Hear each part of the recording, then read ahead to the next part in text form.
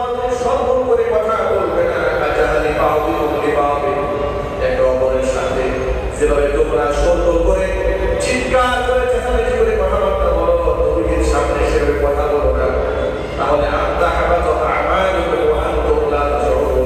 তোমাদের নিজের অজান্তেই তোমাদের জীবনের সমস্ত আমলগুলো বরবাদ হয়ে যাবে। আয়াত লেখা আছে সেখানে, আর আল্লাহ নবী সাল্লাল্লাহু আলাইহি ওয়াসাল্লাম তিনি পরে যান জীবিত আছেন। হুজুর বলেছেন আল আম্বিয়াউ আহইয়াউ ফি কুবুরিহিম ইউসাল্লুন। আহলুস সুন্নাহ ওয়াল জামাতের স্পষ্ট আকীদা, নবীগণ সাধারণ মানুষের মতো মৃত্যুবরণ করে না, ইন্তেকাল হয়, দেহ থেকে প্রাণ চলে গেলে বিশেষ একটা অবস্থায় আল্লাহ পাক নবীদের সম্মানে নবীদেরকে কবরের মধ্যে সরাসরি জীবিত রাখে। হুজুর বলে আল আম্বিয়াউ আহইয়াউ ফি কুবুরিহিম ইউসাল্লুন। আমার দুনিয়ার সমস্ত নবীরা তাদের কবরের মধ্যে জীবিত আছেন, তারা সেখানে রবের সাথে নামাজ আদায় করছে। রাসূলের রওজার সাথে যাবে, এই আয়াতটা লেখা আছে সেখানে যে আপনি কখন আওয়াজ করবেন। এখানে মুআল্লিম যারা হন তারা বিরের শব্দে বলে দেন যে ভাই দুরূদ শরীফ পড়েন, যে আসসালাতু ওয়াসসালামু আলাইকা ইয়া রাসূলুল্লাহ, আসসালাতু ওয়াসসালামু আলাইকা ইয়া হাবিবাল্লাহ।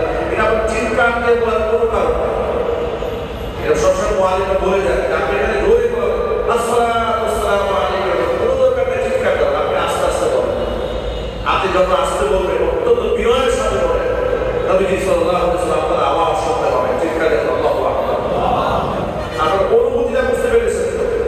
আপনি এই চিন্তা নিয়ে সালাত দিচ্ছেন যে আমি সারা জীবন দুরূদ শরীফ করেছি বাংলাদেশ থেকে, সারা জীবন দুরূদ শরীফ করেছি, হাজার কিলোমিটার দূর থেকে রাসূলকে সালাত দিয়েছি, আর আজকে আমি রাসূলের রওজার সামনে দাঁড়িয়ে রাসূলকে সালাত দিচ্ছি, রাসূল সরাসরি আমার সালাত শুনছেন এবং উত্তর দিচ্ছেন, চিৎকার দিয়ে আল্লাহু আকবার।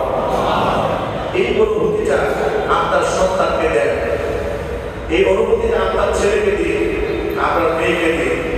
এই জন্য দম্পতি যখন তাদের বিবাহ হয়ে যাবে তাদেরকে দিয়ে দেন উমরার টিকিট দেন, হজের টিকিট দিয়ে দেন, তোমরা হজ করে আসো, উমরা করে আসো, জীবনটা পবিত্র আমল দিয়ে শুরু হোক। আল্লাহ পাক যেন আমাদের সকলকে বোঝার তৌফিক দেন, সকলে জয় বলেন আল্লাহুম্মা আমিন। এই ক্ষেত্রে আর কয়েকটি কথা, আমাদের কাছে নানা ধরনের লোকেরা অভিযোগ করে, হুজুর অমুকের কাছে আমার ব্যবসায়িক লেনদেন আছে, ঠিক মতো টাকা পয়সা পরিশোধ করে না, কিন্তু এই লোক প্রতি বছর হজে যায়, উমরায় যায়। এরকম কিছু লোক সমাজ আছে, মানে প্রতি বছর উমরায় যাবে কিন্তু মানুষের সাথে লেনা দেনা পরিষ্কার করে না। মানুষের হক নষ্ট করে প্রতি বছর উমরা করে কি ফায়দা হবে? বাইতুল্লাহ হজযাত্রা করে মানুষ যখন রবের সামনে দাঁড়িয়ে কান্না করে চোখের পানি ছেড়ে দেয়, মানুষের সমস্ত অপরাধ আল্লাহ পাক মাফ করে দেন। তবে বান্দার হক যদি থেকে থাকে, বান্দার হক আল্লাহ পাক ক্ষমা করেন না। এই জন্য নবী সাল্লাল্লাহু আলাইহি ওয়াসাল্লাম বান্দার হকের ব্যাপারে এত গুরুত্ব দিয়েছেন যে নবী জীবনে কোনদিন কারো হক নষ্ট করেন নাই। ইন্তেকালের আগে সেই নবী নিজেকে পরিষ্কার পরিচ্ছন্ন প্রমাণ করার জন্য বারবার মানুষকে বলে বেড়াতেন, ও সাহাবীরা আমার সাথে যদি কারো লেনাদেনা বাকি থেকে থাকে তোমরা লেনাদেনা মিটাইয়া নাও।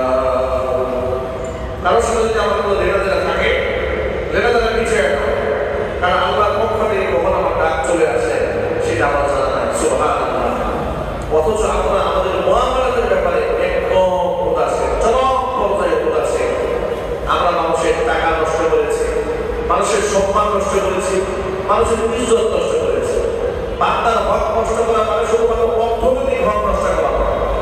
আপনি যদি কোনো সম্মানিত ব্যক্তির সম্মান নষ্ট করেন, এটাও আপনি বান্দার হক নষ্ট করেছেন, ঠিক না? যদি বলেন আপনি যদি কোনো সম্মানিত ব্যক্তির সম্মান নষ্ট করেন, এটাও আপনি বান্দার হক নষ্ট করেছেন। কারণ আসলে এই ব্যক্তি আপনাকে যতক্ষণ ক্ষমা না করবে ততক্ষণ পর্যন্ত আপনি আল্লাহর কাছে ক্ষমা পাবেন না। শুধু চুরি করে টাকা নষ্ট করলে, ডাকাতি করে টাকা নষ্ট করলে হক নষ্ট হয় না।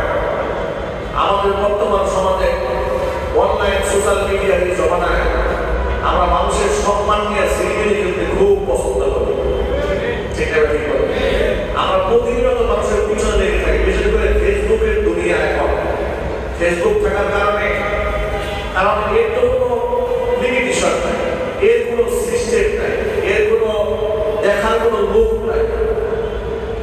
এটাকে যে তদারকি করবে এর কোনো দায়িত্ব নেই। শিক্ষিত অশিক্ষিত মূর্খ লেখাপড়া বুঝে কিংবা বুঝে না যার যা মনে চায় সে তাই দিতে পারে। দেখা গেল একেবারে মনোপাড়া গায়ে এক লোক দেশের সম্মানিত একটা আলেমের একটা বাজে কথা লিখে গেল, কিংবা সম্মানিত রাষ্ট্রের কোনো দায়িত্বশীল এক ব্যক্তি সম্পর্কে বাজে কথা লিখে গেল, ব্যাস হুলস্থুল কাণ্ড করে গেল বাংলাদেশে। এই অবস্থাগুলো আমাদের মধ্যে আছে না? আরো যদি বলুন আছে না? আর এই গুণার মধ্যে গোটা সমাজ ডুবে গেছে, গোটা সমাজ ডুবে গেছে। আর অন্যের বদনাম শুনতে যে আমাদের কত মজা লাগে, কত ভালো লাগে, কত তৃপ্তি লাগে। নিজের চরিত্রের খবর নাই, অন্যের চরিত্রের কথা শুনতে খুব মজা লাগে, কত নিজের ছোট চরিত্র নেই। এর একটা বড় প্রমাণ বাংলাদেশের আলোচিত এক সাহসী বক্তা আছে মাওলানা রফিকুল ইসলাম মাদানী, নেত্রকোনা বাড়ি, ঠিক না? কয়েকদিন আগে সে দ্বিতীয় বিবাহ করেছে। এই বিবাহ কেন্দ্র করে যে পরিমাণ মিডিয়া ট্রল হচ্ছে, যে পরিমাণ তার বিরুদ্ধে গালিগালাজ দিচ্ছে, যে পরিমাণ ব্যঙ্গচিত্র লোকেরা করছে, আমি যদি আপনাদেরকে জিজ্ঞেস করি বিবাহ করা হালাল না হারাম? জোরে বলেন, আরো জোরে। হালাল দিয়ে ট্রল করা কুহুরি, হালাল দিয়ে ট্রল করা কি কুহুরি। সিদ্ধান্ত দিয়েছেন কে? আপনি দ্বিতীয় বিবাহ করতে পারেন, সামর্থ্য থাকবে তৃতীয় বিবাহ করতে পারেন, প্রয়োজন হলে আপনি ইচ্ছা করতে পারলে চার বিবাহ করতে পারেন, অনুমোদন আছে। এই অনুমোদন কি মানুষ দিয়েছেন, আল্লাহ দিয়েছেন? আল্লাহ দিয়েছেন। কিন্তু বাংলাদেশে যে সমস্ত লোকেরা দ্বিতীয় বিবাহ নিয়ে ট্রল করে, তারা কিন্তু সমাজের কমকে নিয়ে ট্রল করে। তারা বিবাহ বহির্ভূত অবৈধ সম্পর্ক নিয়ে ট্রল করে না, গার্লফ্রেন্ড বয়ফ্রেন্ড সম্পর্ক নিয়ে ট্রল করে না।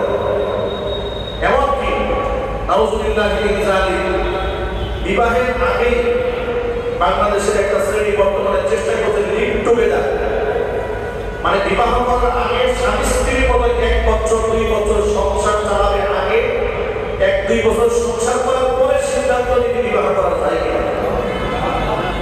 এটা আজকে নাউজুবিল্লাহ বললে এই কালচারটা ইউরোপ আমেরিকাতে আছে, ওদের দেশে আরো অনেক কিছু আছে।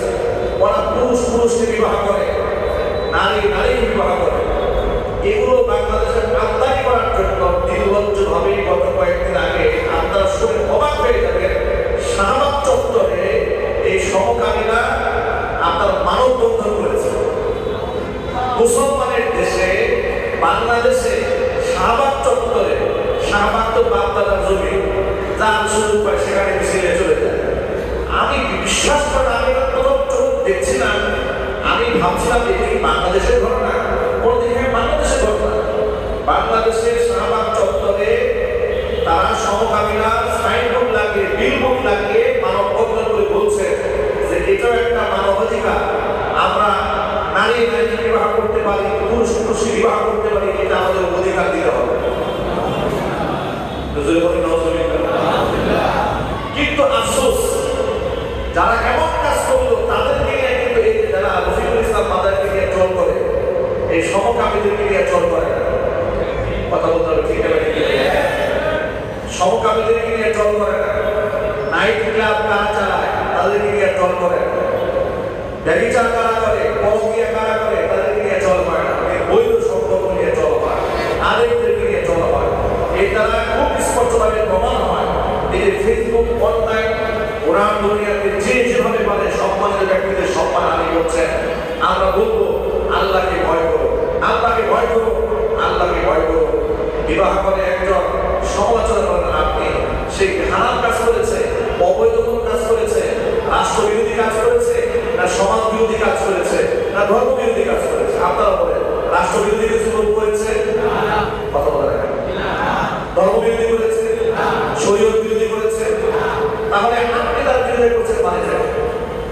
আপনার এলার্জিটা কোন জায়গায়? আপনার এলার্জি হচ্ছে হারাম সম্পর্কের মধ্যে আপনার এলার্জি, হারামের মধ্যে আপনার কোনো এলার্জি নাই। যদি হারামে আপনার এলার্জি হতো তাহলে সমকামীরা শাহবাগ চত্বরে দাঁড়াতে সাহস পেত না, আপনি ছাপিয়ে পড়তেন তাদের বিরুদ্ধে, সেখানে আপনি আওয়াজ করলেন, সেখানে আপনার কোনো আওয়াজ নাই। ঘরে ঘরে পরকীয়া চলছে, ঘরে ঘরে জিনা ব্যভিচার চলছে, অবৈধ সম্পর্ক চলছে, এটা নিয়ে আপনার কোনো দায়বদ্ধতা নেই, আপনার কোনো দায়িত্ব। রংপুরে কয়েকদিন আগে স্কুল কলেজের মেয়েরা কি করছে, সিনেমা দেখা না করে সিনেমা হলের 3 তলায় গিয়ে অপকর্ম করছে, পুলিশ হাতে হাতে ধরল। এটা নিয়ে তো আপনারা কেউ প্রতিবাদ করলেন না। এখন আলের বিবাহ করলে যেভাবে ঝাঁপিয়ে পড়লেন গোটা দেশের মানুষ একসাথে, এই এত বড় ঘটনা ঘটে, এটা তো প্রতিবাদ করলেন, কারণটা এরপরে যে কেন্দ্র করা এক মাদ্রাসার শিক্ষক, সেটাকে ছাত্রী দর্শন করেছে। এটা নিয়ে কি হলো, গোটা বাংলাদেশের দুর্বল সৃষ্টি হয়ে গেল। ওই হুজুর বলছে যে ডিএনএ টেস্ট করে আপনারা প্রমাণ করেন আমি এই ঘটনার সাথে জড়িত নই। আমাদের বক্তব্য এটা, যিনি অপরাধী হবেন, সে হুজুর হোক, আলেম হোক, বিশ্বাসী হোক আর জালেম হোক, যে হোক না কেন, আমরা অবশ্যই অপরাধীদের শাস্তি চাই। কিন্তু তাই বলে একটা ঘটনাকে কেন্দ্র করে গোটা মাদ্রাসা এডুকেশনের বিরুদ্ধে যারা কথা বলে, তারা আসলে আসামিদের বিরুদ্ধে কথা বলে, তাদের সহ্য হয় না। আল্লাহ কোরআন এবং সুন্নাহ বলেছে কিনা বলে, এটা সিদ্ধান্তেশন করে, এরা মাদ্রাসা সিদ্ধান্তেশন করে। আমাদের কাছে এমন শত শত ভিডিও দেখাতে পারবো, স্কুল কলেজের ছেলেমেয়েরা ক্লাসরুমে প্রকাশ্য দিবাতে হিসাবে বিচার করছে। এটা নিয়ে রামপাড়ায় কোনো আওয়াজ নাই, এটা নিয়ে রামপাড়ায় কোনো আওয়াজ নাই। অসংখ্য স্কুলের শিক্ষক তারা ছাত্রী ধর্ষিতা হচ্ছে, এই ঘটনা প্রতিনিয়ত পত্র পত্রিকায় আসে, এটা নিয়ে রামপাড়ায় কোনো আওয়াজ হয় না। ঠিক আছে, ঠিক বলে মহিলা মাদ্রাসা নিয়ে বিরাট তোলপাড় শুরু হয়ে গেছে। মহিলা মাদ্রাসা বন্ধ করতে হবে, এখানে এই হয়েছে সেই হয়েছে। এখনো পর্যন্ত তিনবার বসে চ্যালেঞ্জ করে বলি, স্কুল কলেজ বিশ্ববিদ্যালয়ে যে পরিমাণ ব্যয়াপনা যেভাবে বিচার হয়, এর 100% 1 মহিলা মাদ্রাসায় হয়। হারের মধ্যে যেমন 2-1টা সিটা থাকে, এরকম বিচ্ছিন্ন 2-1টা ঘটনা ঘটে যায়। এখনো পর্যন্ত মাদ্রাসা থেকে আল্লাহর ওলিদের জন্ম হয়, এখনো পর্যন্ত মাদ্রাসা থেকে আল্লাহর ওলিরা পরহেজগার মাদ্রাসা তৈরি হয়। ঠিক না ভাই, কি বলে ওইদিকেই নজর থাকে, অন্যদিকে নজর নাই। বিশ্ববিদ্যালয়ের গাদার আসর বসতেছে, এখানে নজর নাই। ফ্রি মিক্সিং চলতেছে, অসুবিধা নাই। মার্কেট চিপায় চালায় বসে একটা আরেকজন পুলিশ শুয়ে আছে, এটা নিয়ে কোনো আওয়াজ নাই।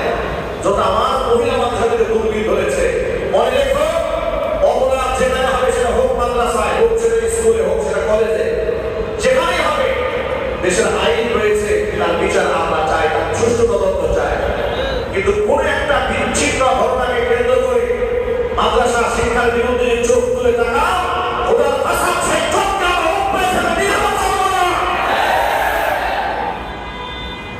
ওরা সুযোগ পেলে মাদ্রাসা এডুকেশনের বিরুদ্ধে, মসজিদের বিরুদ্ধে, আনন্দের বিরুদ্ধে তারই টুপিওয়ালা একটা পেলেই হলো, খুব মজা করে হাইলাইট করে সংবাদ প্রচার করে।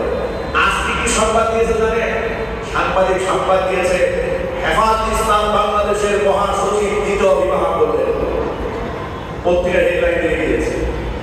সবাই তো প্রথম দেখি মনে করি কি ব্যাপার, ভুয়ো বয়সে এই কাজ করে ফেলেছে। আমি ভিতরে সংবাদ ফোটা করে দেখি যে এই বেচারা আরো অনেকদিন আগে তার স্ত্রী মারা গেছে। তো মারা যাওয়ার পরে এখন বুড়ো মানুষকে একটা থাকে কি বোর দরকার নাই, ওই সমস্ত ব্যক্তিদের বোর দরকার নাই যাদের চরিত্রের ঠিক নাই। যাদের চরিত্র ঠিক রাখতে হবে তাদের তো বোর দরকার আছে, আর তারা তো হোটেলে যাবে না, অত পার্কে যাবে না, অত কাঁধের কুয়ার সাথে অপকর্ম করবে না, অত বান্ধবী গিয়ে কক্সবাজার যাবে না, তারা ঠিক আছে ঠিক আছে। যেগুলো এই সমস্ত আলেমদের বিরুদ্ধে কথা বলে ওদের দিকে চরিত্রের দিকে তাকায়, এগুলো একটা চরিত্র থেকে সব লক্ষণ এবং বদমাস। ঠিক না বলে? তাহলে দেখে যদি এরকম দেখতো যে প্রথম স্ত্রীর মৃত্যুর পরে দ্বিতীয় বিবাহ করলেন হেফাজতের মহাসচিব, পুরো ভুল বোঝাবুঝি হতো না। কিন্তু সাংবাদিক নামক বড় সাংবাদিক বাংলাদেশ নাই। সাংবাদিকের মধ্যে মানুষের সংখ্যা খুব কম, মানুষের সংখ্যা খুব কম বাংলাদেশে, বিশেষ করে এরা ভালো জিনিসটাকে খারাপ ভাবে উপস্থাপন করে, একটু গাড়ি খাওয়ার জন্য, একটু রিস্ক পাওয়ার জন্য বাজে বাজে সংবাদ করে লিখে দিয়েছে হেফাজতের মহাসচিব দ্বিতীয় বিবাহ করলেন। কি হয়ে গেল? তাহলে সবাই তো ভিতর করে দেখবে কি হয়েছে, সবাই সর্বনাশ হয়ে গেছে, হুজুর এই বয়সে বিবাহ করেছে। পরবর্তী দেখা গেল হুজুর বউ মারা গেছে, বেচারা চলতে পারে না, বিবাহ করেছে। এই হচ্ছে আসল সংবাদ। সুতরাং আমি সকল ভাইদেরকে বলি, টুপি জুব্বা পাগড়ি মসজিদ মাদ্রাসাকে কেন্দ্র করে ষড়যন্ত্র বাংলাদেশে নতুন হয় নাই। 54টা বছর ধরে ষড়যন্ত্র হয়েছে। এই ষড়যন্ত্র থেমে নাই। তবে এগুলো থেকে ঘাবড়ে যাওয়ার কোনো কারণ নাই, কারণ এর চেয়েও বড় সংকট এই জাতির মোকাবেলা করে অভ্যস্ত আছে। স্বৈরাচারী খুনি হাসিনার আমলে মাদ্রাসার ব্যাপারে এরকম বলা হয়েছে, মাদ্রাসায় জঙ্গি তৈরির কারখানা, জঙ্গি তৈরির আস্তানা, কথায় কথায় দাঁড়িয়ে মুক্তিযোদ্ধাদেরকে জঙ্গি মামলা দিয়ে দিয়েছে।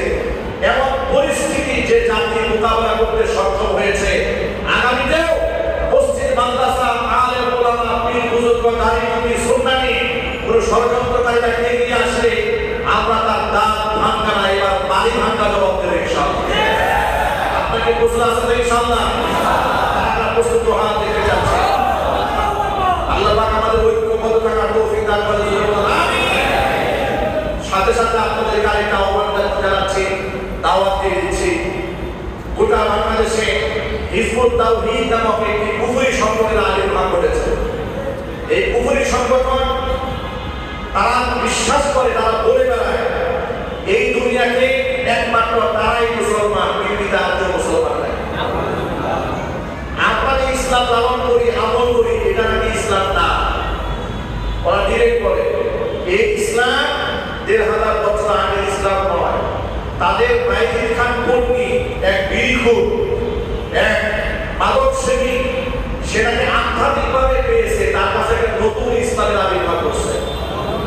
এই দাওয়াত নিয়ে সমাজের গার্মেন্টস শ্রমিকদের মধ্যে তারা বিভ্রান্তি ছড়াচ্ছে, অশিক্ষিত মানুষের মধ্যে বিভ্রান্তি ছড়াচ্ছে, কোরআন সুন্নাহ সম্পর্কে যাদের নলেজ নেই, আইডিয়া নাই, তাদের মধ্যে বিভ্রান্তি ছড়াচ্ছে।